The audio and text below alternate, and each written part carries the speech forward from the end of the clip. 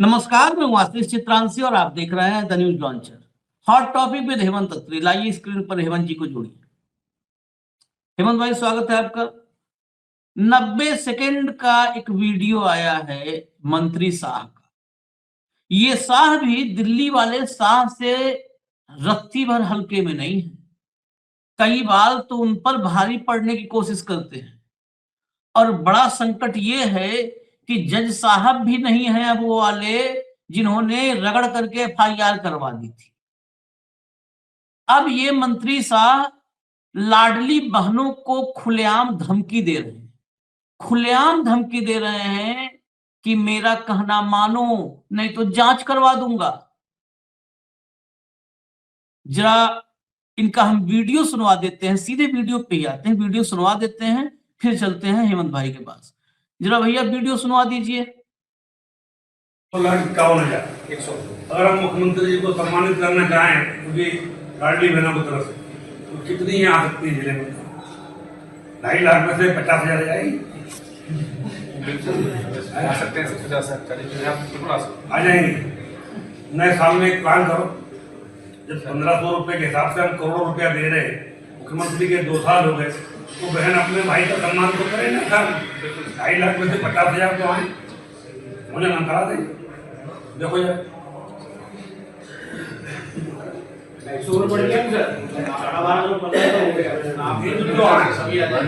जो आएंगे उनके डायरेक्ट बना देंगे।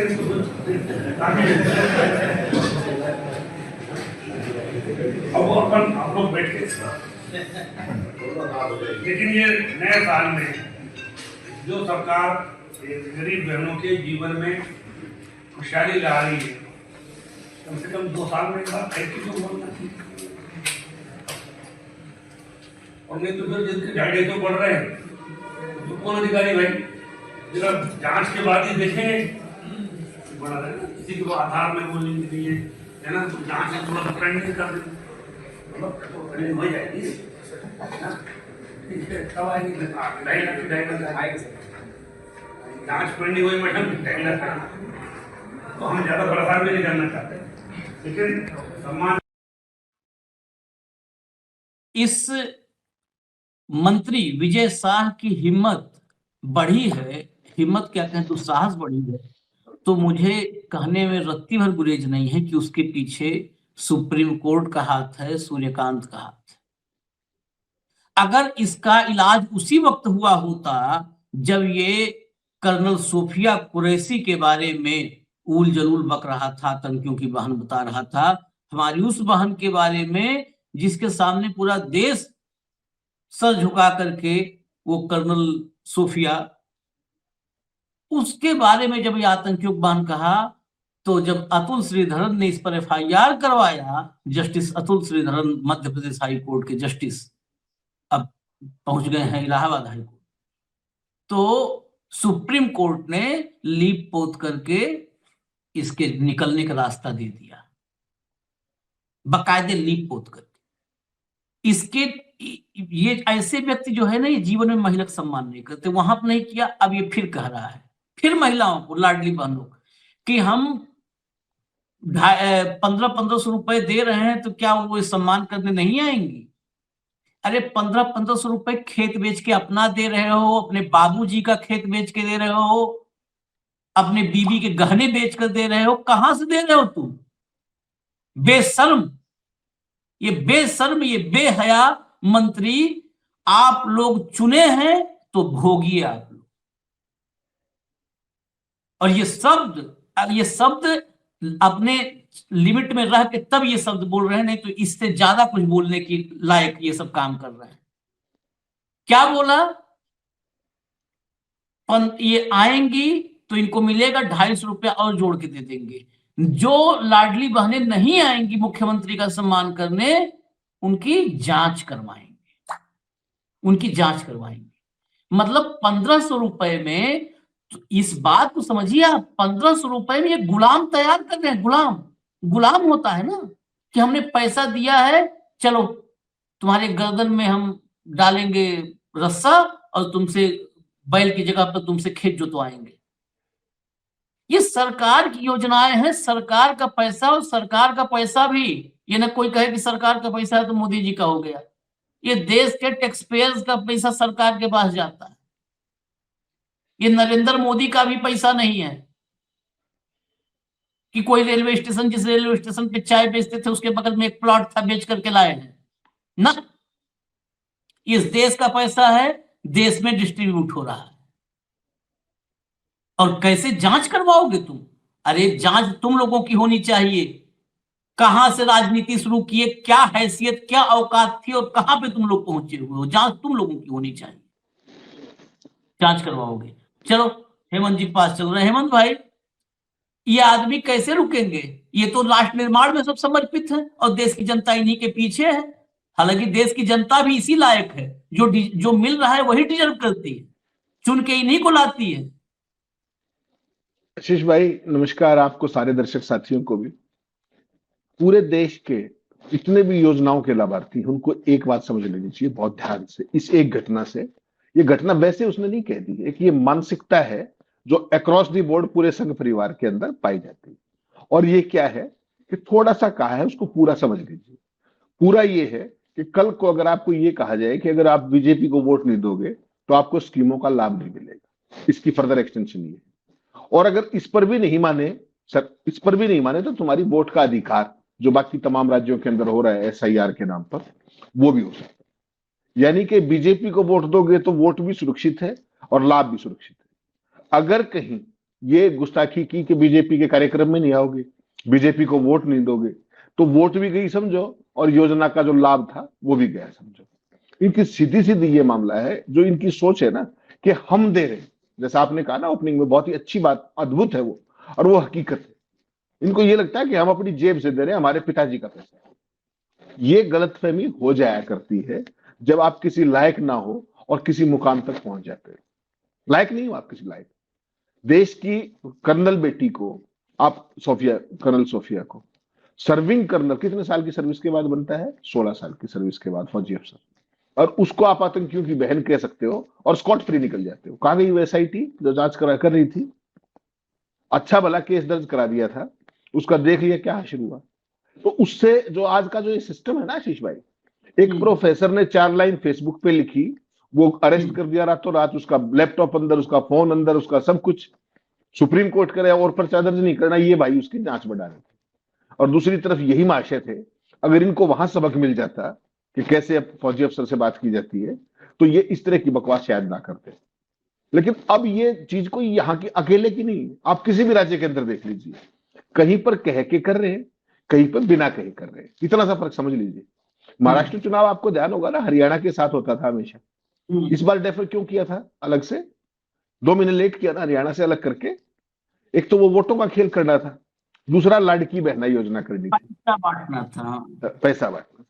किसी योजना के तहत, आप इतने सीनियर आदमी हो, किसी योजना के तहत आपने ये सुना है कि अगले महीने का जो लाभार्थी, जो लाभ मिलना था आपको, वो भी इस महीने एडवांस दे दें आपको दिवाली के नाम पर? कभी सुना है आपने? सरकारी स्कीम में इन्होंने वो भी किया ताकि एक अमाउंट वॉल्यूम दिखे कि सरकार ने इतना पैसा दे दिया, ध्यान होगा आपको। और उसके बाद जैसे ही चुनाव खत्म हुआ, उसमें से कितनी काटी गई? More than 76,000। वो मैंने भेजी है खबर का एक स्क्रीनशॉट आपको, वो दिखाइएगा दर्शकों को कि किस तरीके से महिलाओं का चुनाव होते ही फिर उनकी सारी स्क्रीनिंग शुरू होगी और महिलाओं को काटा गया। महिलाओं की स्कीम लाड़की बहना योजना, और उसमें पुरुषों ने पैसा ले लिया, वो भी है इसके अंदर।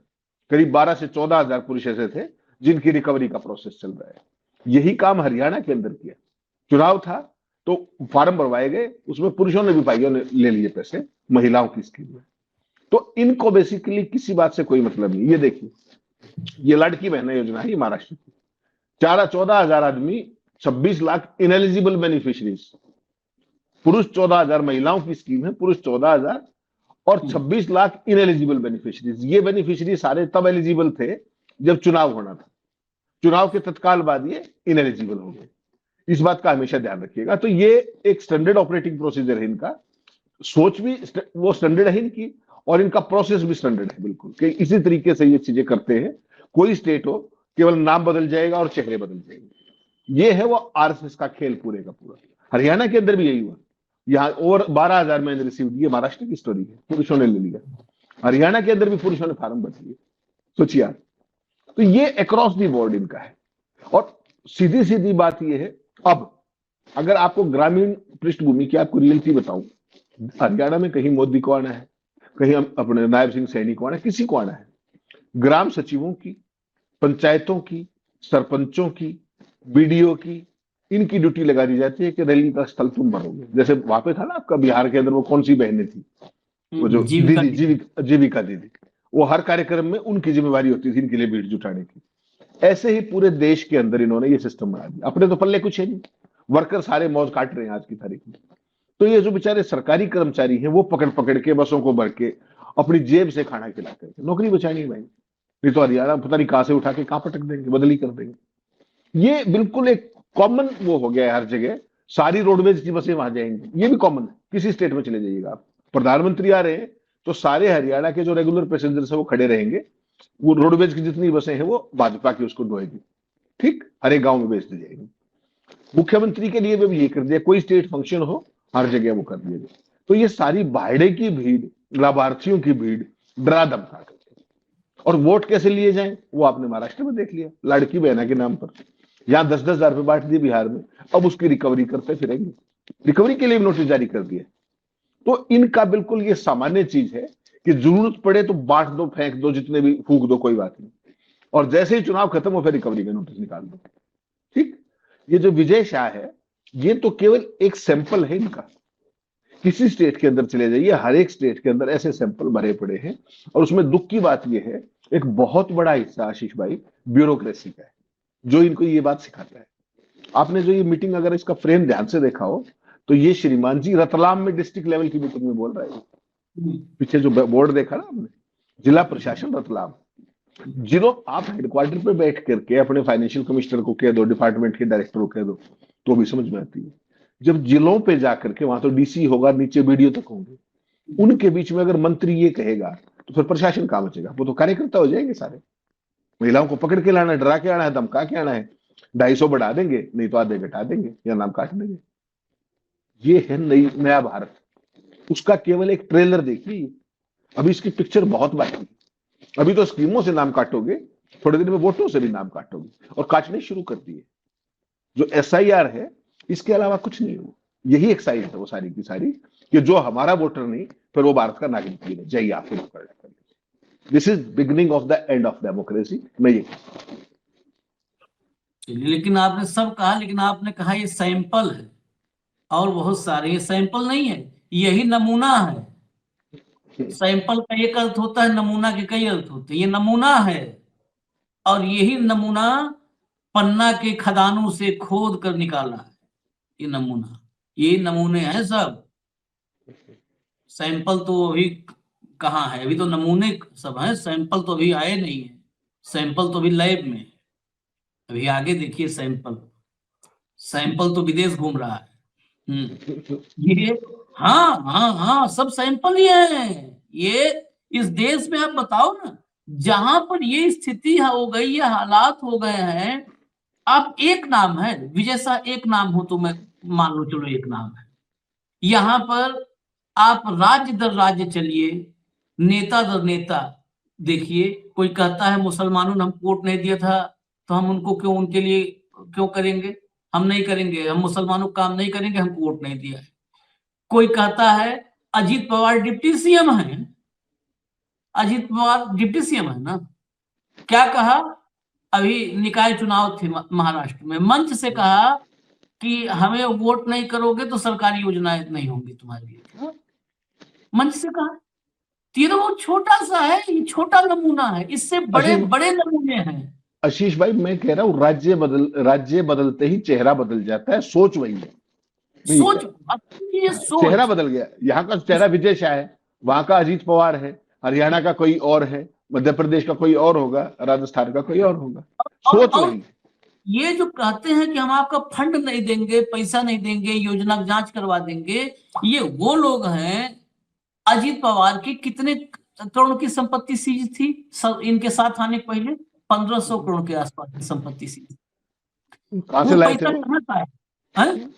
कहां से लाए थे पैसा वो? हाँ, अजीत पवार के बारे में लोग कहते हैं ऐसा कि अजीत पवार के पास हजारों करोड़ रुपए हैं, हजारों करोड़।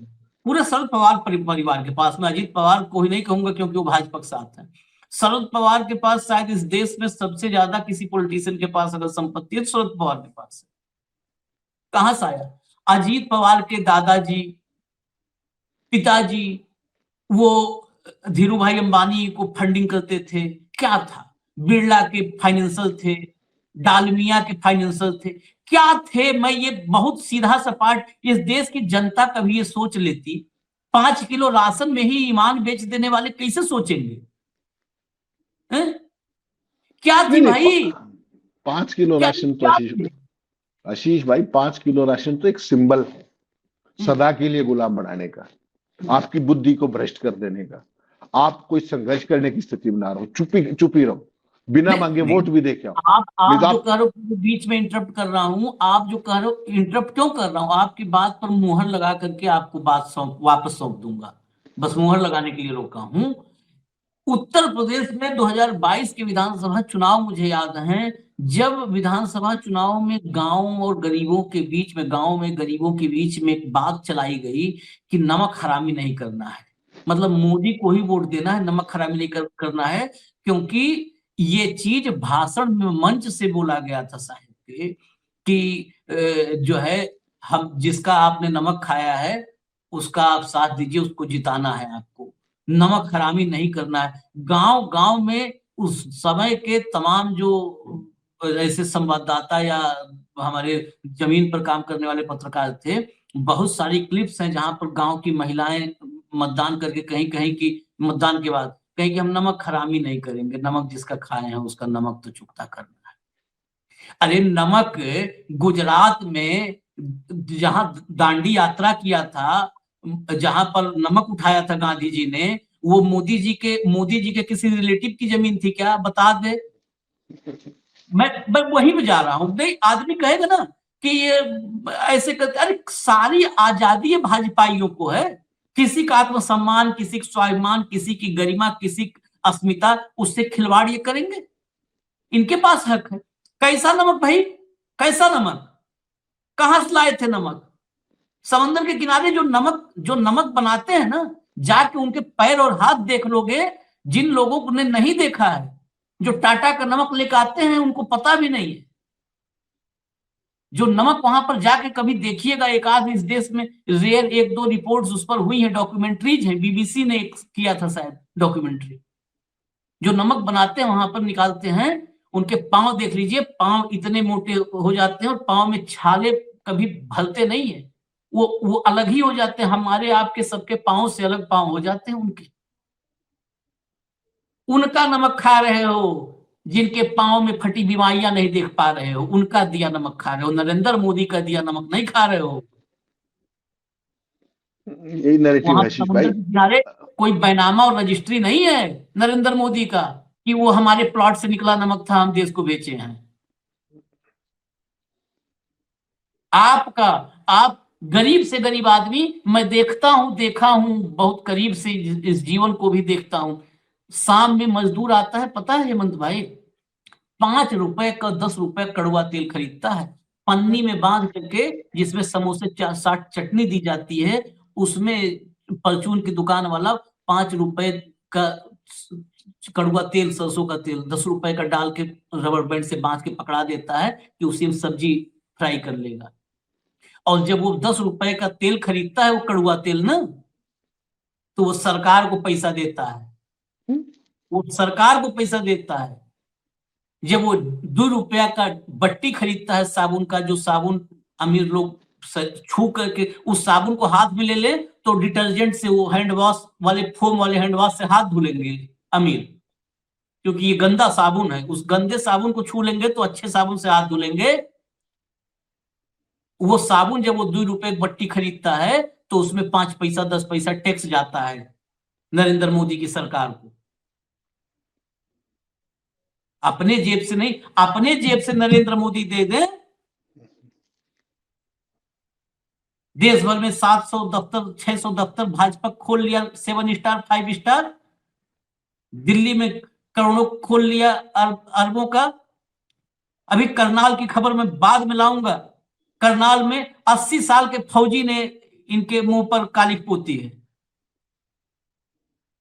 पेड़ काट करके रास्ता बना लिया था भाजपा के दफ्तर का, पेड़ काट के रास्ता बना लिया था, हरे भरे पेड़ काट डाले थे उसके लिए, और वो सुप्रीम कोर्ट तक लड़ा बेचारा फौजी। क्या सुप्रीम कोर्ट बात क्या करे, सुप्रीम कोर्ट क्या करेगा भाई? सुप्रीम कोर्ट ने विजय शाह का क्या किया था, ध्यान नहीं आपको? अरे भाई क्या वर्बल डायरिया किया था, क्या भाषा थी, क्या फटकार थी, क्या वो दुत्कार थी, ये एसआईटी बनाओ, ये करो, वो करो। क्या हुआ फाइनली? जो सुओ मोटो केस था वो निपटा दिया, उनको कह दिया कि ये केस अब हम सुन रहे हैं, ना उधर कुछ ना इधर कुछ, जज साहब की ट्रांसफर होगी, बात खत्म, मौज कीजिए आप।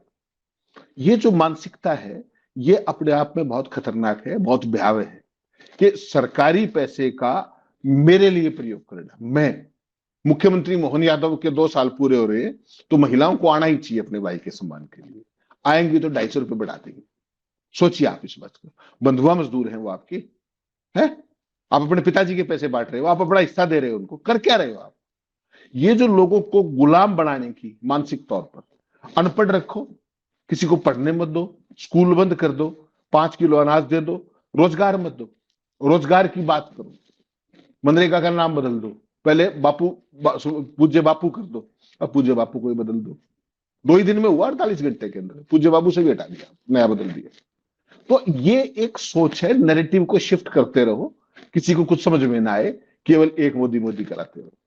इतनी बड़ी रैली होगी, आपने इतने शो कर दिए, सब कुछ लाइव दिखा दिया, उसके बाद अखबारों में कहां मिली वो रैली? दिखी नहीं आपको कहीं? पॉमेरियन चैनलों पे कहीं दिखी? कुछ हुआ ही नहीं। पूरी दिल्ली जाम पड़ी थी भीड़ से। अब ये कैसे बताएं? तो उसके लिए बेस्ट तरीका क्या है कि एक 45 साल के यूथ की चिट्ठी निकाल दी कि बोला इसको अध्यक्ष बना दिया, कार्यकारी भाजपा का छुट्टी, और साउथ ब्लॉक से फोन करा दिया कि ये खबर छपेगी, दूसरी नहीं छपेगी। कोई 8वें पेज पे खबर है, कोई 13वें पेज पे खबर है, ढूंढते रहो राहुल गांधी की रैली। तो ये पूंजी जो है, पूंजी जो कल राहुल गांधी ने एक बात कही, अगर आपने ध्यान किया हो, पोर्ट ब्लेयर वाली, पोर्ट ब्लेयर में जो संघ प्रमुख भागवत ने कहा कि लोग सच्चाई नहीं ताकत, शक्ति को पूजते हैं। तो शक्ति तो भाई साहब सत्ता की भी शक्ति है और पैसे की भी शक्ति है, और मुंह बोली ये सारे, मुंह से कुछ भी करवा लो इनसे। तो वो सारी शक्तियां मिला करके इस देश को 100% बर्बाद और तबाह करने के लिए रास्ते में आगे बढ़े हुए हैं। इनको किसी नैतिकता का अंतर नहीं पड़ता, कोई कोर्ट इनका कुछ नहीं बिगाड़ सकता। जो ये चाहे वो कहे, जो ये चाहे वो करे, और देश के लोगों ने स्वीकार कर लिया है बड़े पैमाने पे कि भाई अगर 5 किलो अनाज लेना है तो इनके झंडे को उठाने। ये उस मानसिकता पे लोगों को ला करके टिका दिया है, खासकर बेचारे गरीबों को। क्या कर सकते हो आप? केवल जन जागरण ही उद्देश्य है, कौन करे? कोई ना जन जागरण होगा, जन जागरण के लिए जन भी होना जरूरी है ना। जन होगा तो ना जागरण होगा, कोई जन जागरण होगा नहीं होगा। हम तो बस अब सीधा सपाट बताएं, हम अपना फर्ज, अपनी आत्मा है तो अपनी आत्मा को हम अपने मतलब कम से कम जीते जी न मार दें, इसलिए अपना दायित्व निभा रहे हैं। नहीं तो इस देश में यही देखना, विजय शाह जितने वोट से जीता, अगली बार और ज्यादा वोट से जीतेगा। हाँ, बिल्कुल। डंका अजीत पवार का बजेगा, शरद पवार का बजेगा, शिंदे का बजेगा, सब कोई पोजीशन नहीं। नेताओं ने इस देश के नागरिकों को गुलाम बनाने का काम किया है और गुलाम बनाते जा रहे हैं, और बना दिया, मानसिक गुलाम। हम आज 2025 में जितने मानसिक गुलाम हैं, इतने मानसिक गुलाम हम 1947 में नहीं थे, नहीं थे जितना 2025। और मंच से हमारे एक है साहेब, 56 इंच का सीना है उनका। वो जब इंची टेप से नापो तो 2 टेप लगता है, एक टेप में नहीं हटता, 2 लगता है, जोड़ना पड़ता है बीच में एक बार टेप लगा के। टेप में टेप लगाओ तब 56 इंच लाओ, तब जोड़ो उसका सीना। वो मंच से जब कुछ बोल दे तो आप समझ लीजिए कि वही काम वो कर रहे हैं। जो मंच से कहें कि ये, अगर कहें कि गरीबी मिटाना है, वो कह दिए, तो आप समझ जाओ कि इस देश में गरीबी बाढ़ आ जाएगी। उन्होंने पिछले कुछ वक्त से कहना शुरू किया है कि मैकाले की ने जो मानसिक गुलामी हमारे भीतर बोई थी, वो मानसिक गुलामी हटाना है। मतलब वो करीब करीब अपने लक्ष्य को अचीव कर चुके हैं, मानसिक गुलाम बनाने वाले। उनकी पहचान है, उनको कभी भी पहचानना हो, वो मंच से जो कहें, और वो खाली आप कोट मुझे बताओ मैं डेटा दूंगा, आप कोट बताओ मैं डेटा दूंगा। नेताजी ने कहा था ना, हमारे नेताजी ने, इस दौर के नेताजी ने, तुम मुझे खून दो मैं तुम्हें आजादी दूंगा। मैं उनके चरण के धूल नहीं हूं, लेकिन मैं कहता हूं आप मुझे 56 इंच वाले का कोट दो, मैं आपको डेटा दूंगा। चलिए, जब तक हम लोग हैं, हमारी आवाज है, तब तक अपना फर्ज तो निभाएंगे और रोज जगाएंगे, रोज पानी छींटा मारेंगे। अगर कोई जगेगा तो ये हम मानेंगे कि हमारे ऊपर एहसान किया। हमारे ऊपर एहसान करके ही अगर जग जाए लोग तो बहुत अच्छी बात है। धन्यवाद हेमंत भाई, बहुत बहुत धन्यवाद। नमस्कार।